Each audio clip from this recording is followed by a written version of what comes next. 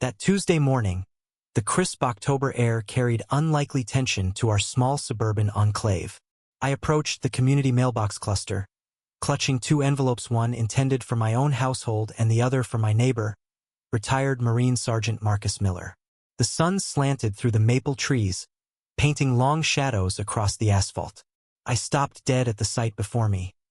Karen, decked out in her usual pencil skirt and oversized sunglasses, crouched at the mail slots with a wild look in her eyes.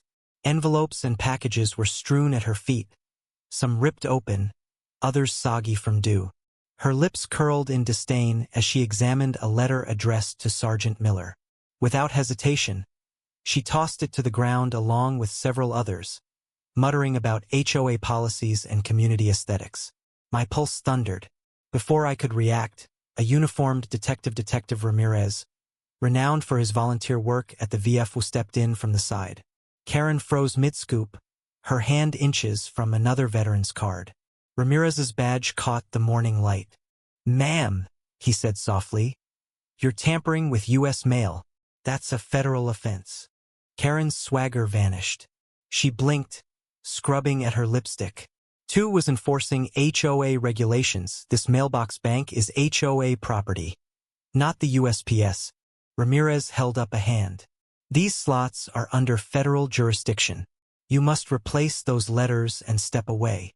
A hush fell as neighbors peeked from driveways. Karen glared but began scooping envelopes into her arms. At that moment, Sergeant Miller hobbled into view, cane tapping the pavement. He stooped, eyes narrowing when he spotted his blood-stained invitation to speak at the County Veterans Day ceremony. Karen turned, realizing whom she'd offended. Her face drained. "Respect my service and my mail, ma'am," he said quietly, voice controlled but firm. Trembling, Karen stammered an apology and helped return mail to slots each replaced with conspicuous slowness. Ramirez recorded every detail as reporters from the local paper arrived, alerted by the detective's earlier call. Neighbors gawked, some recording on phones. Dark humor rippled through whispered comments. "Mail massacre. Karen's burnt offerings."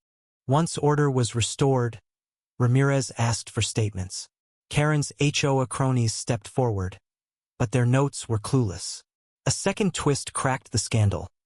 Mrs. Alvarez, owner of the farmer's market, emerged with flyers for an upcoming Veterans Day dinner. She handed a stack to Sergeant Miller, then turned and addressed Karen directly. "Since you enjoy policing everyone, I'm banning you from my market until further notice," she declared. The crowd erupted, a mix of applause and laughter. Karen's mouth dropped open. Her phone buzzed with vendor group messages. "No stall. Unwelcome. Lifetime ban." Humiliated, she backed away as neighbors rallied behind Sergeant Miller. That afternoon, the HOA board held an emergency meeting. Karen was stripped of enforcement roles, fined under HOA bylaws for misconduct, and mandated to attend sensitivity training with veterans organizations. They appointed a veterans liaison to oversee mailbox policy. Evening came with a community vigil at the mailboxes. Ramirez organized 6 veterans for a flag ceremony, draping a ceremonial wreath beneath a plaque reading, "Honor Mail Honor Service." Karen watched from the sidelines, tears glistening. Days later, at the County Veterans Day ceremony, Sergeant Miller stepped to the mic and recounted the incident, transforming personal violation into a call for community unity. He invited Karen up. With trembling courage, she read an apology to veterans and neighbors. As she spoke, I saw her shoulders ease, humility in every word. The crowd rose in applause, some hesitant, others relieved by her sincerity. However, the true twist came when the mayor announced a new ordinance protecting community mailboxes under local code, aligning with federal law, preventing petty tampering by any HOA official. Karen's role was permanently shifted to community events coordination. Her enforcement vest retired for good. In quiet reflection later that week, I found Karen planting red poppies, a symbol of remembrance, at the mailbox's base. She caught my eye, offered a small nod, and continued her task. I realized that through conflict we'd forged reconciliation. As dusk settled, the mailboxes stood as silent sentinels, each slot brimming with letters carrying news and emotions. I lingered, imagining the threads of connection those envelopes would weave, friendships mended, gratitude expressed, stories shared. Then came the final twist. Detective Ramirez returned one evening with a letter of commendation from the U.S. Postal Service, recognizing our community for upholding the sanctity of mail. He pinned it to the plaque, and neighbors gathered to admire it. Karen stood beside him, her eyes bright with a resolve I hadn't seen before. We closed the night with a potluck at the community gardena, nod to unity. Karen arrived carrying a basket of homemade pies, each wrapped in red, white, and blue ribbon. She offered the first slice to Sergeant Miller, who accepted it with a nod and offered his thanks. Children darted between flower beds, and elders recounted stories of letters from a farsome sent during wartime, others simple notes of love. In that moment, I felt the full weight of our transformation, from petty enforcement to collective guardianship. So now I turn to you. Was calling out Karen's mail tampering an act of necessary justice, or did public shaming overstep the bounds of empathy? Did banning her from markets and ceremonies restore honor or erode community grace? Cast your vote and leave your verdict. Let this be the letter we all sign. Yet the story did not conclude with the applause nor the ordinance announcement. A week later, an envelope arrived at my doorstep stamped with the insignia of the county prosecutor's office. Curious, I pried it open to find a formal invitation. The prosecutor sought community input on drafting a model statute to protect not only mailboxes but all forms of civic communication from arbitrary interference. The county offered me a seat at the drafting committee alongside Detective Ramirez, Mayor Sanchez, and representatives of the USPS, an opportunity to shape law at a higher level. I accepted, seeing this as the next frontier in our battle for respect and rights. At the inaugural committee meeting, held in the marble-floored courtroom of the old county hall, Karen sat across from me. Her once imperious posture was replaced by a posture of earnest attentiveness. She carried a thick binder labeled HOA Policies, and wore a modest blazer instead of her usual designer prints. When the prosecutor asked for public testimony, I recounted our mailbox saga, emphasizing the need for clear statutory boundaries. Then Karen rose. Her voice trembled but carried conviction as she admitted her past mistakes and urged legislators to include mandatory training for HOA board members on federal and constitutional provisions.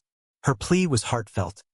I now understand that authority without awareness is a recipe for injustice. The room was silent, then erupted in respectful applause. Over the next 3 months, the committee crafted the Civic Communication Protection Act, a comprehensive statute that codified the sanctity of mail platforms, physical and digital, against private tampering. It mandated penalties for anyone who interfered with mail, required HOA boards nationwide to publicly post jurisdictional boundary maps, and instituted a community review process for bylaws affecting speech and expression. As the bill moved through the county council, media outlets covered its progress, citing our little enclave saga as the catalyst for statewide reform. Meanwhile, back home, the mailbox cluster had become a local landmark. Tourists and civic groups visited to view the commemorative plaque and take selfies with Sergeant Miller's restored mailbox, now painted in the American flag's red, white, and blue stripes. Local artisans sold postcard replicas of the scene where Karen's mail massacre had occurred. The HOA erected a small pavilion next to the mailboxes, inscribed with the words, "From conflict to consensus," a community story. It served as a gathering point for annual ceremonies and educational tours. As autumn deepened, I noticed new graffiti on the pavilion's side. A simple hearts and mail icon paired with the words, "No More Karens."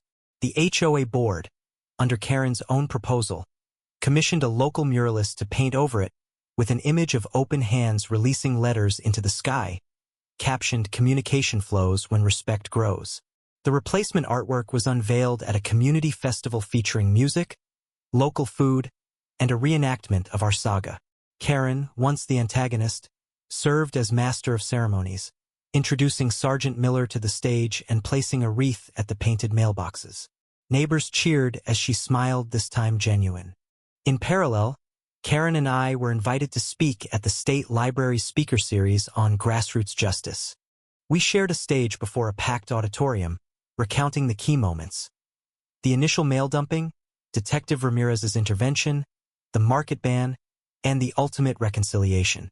When asked what advice we had for emerging leaders, Karen spoke first. Listen. Before you enforce, understand. Before you judge, empathize. I followed. And remember that laws are living, written by us all. Conflict can kindle change if we choose to harness it. The audience rose in a standing ovation. Winter settled over our town, blanketing lawns and mailboxes in snow. Even then, neighbors braved the cold to check their letters, pausing at the pavilion to share hot cider and war stories of past battles for rightsome in courtrooms, others in mailbox clusters like ours. On Christmas Eve, a local bells choir performed under the pavilion's eaves, ringing a melody that echoed through the frosty night. During the holidays, I received an unexpected invitation from the United States Postal Service's national headquarters, an award for Outstanding Community Defender, recognizing individuals whose actions safeguarded mail integrity. My acceptance letter cited Detective Ramirez, Sergeant Miller, Mrs. Alvarez, and surprisingly Karen as co-nominees. The irony was sweet. The former mail tyrant was now formally honored for her reformed commitment to communication rights. At the awards ceremony in Washington, D.C., Karen and I stood together at the podium, our names shimmering on a bronze plaque. Camera flashes illuminated our faces, her once smug expression softened by pride and humility. I took a breath. This honor reflects not just one person's effort, but a community's collective stand for respect and justice. I said, gesturing toward Karen. May we all remember that even the most unlikely of heroes can emerge from conflict. Returning home to our quiet enclave, the mailboxes awaited beneath the oak trees, their slots sealed for the night. I walked to the pavilion, running my fingers along the mural's painted ribbons. From the clearing, the soft hum of a lone copier from the local community center resonated, neighbors printing zoning maps for display. 6 months after that first mail dumping incident, our community had rewritten not only bylaws but hearts. On the first anniversary of the mailbox incident, we held a symbolic moment of silence at dawn. 6 bells rung for 6 discarded envelopes. The crowd gathered in the gray light, and Sergeant Miller struck the old bell. The echoes drifted across the rows of mail slots, a reminder that every letter carries weight. Karen lit a lantern and placed it beside the wreath, her face illuminated by the flame's glow, a testament to transformation. That evening, as I penned a letter to an old friend overseas, I paused before slipping the envelope into its slot. The maple's rustling leaves whispered above. I thought of the journey from confrontation to consensus, from humiliation to honor, from discord to dialogue. I smiled and closed the slot, secure in the knowledge that in our corner of the world, mail was more than paper and ink. It was a covenant of trust. So now I ask once more, did our actions elevate justice? Or did the road to redemption wind through too many scars? Was Karen's redemption a beacon of hope? Or did we risk celebrating a cautionary tale of overreach? The choice is yours. Share your verdict and send it down the line.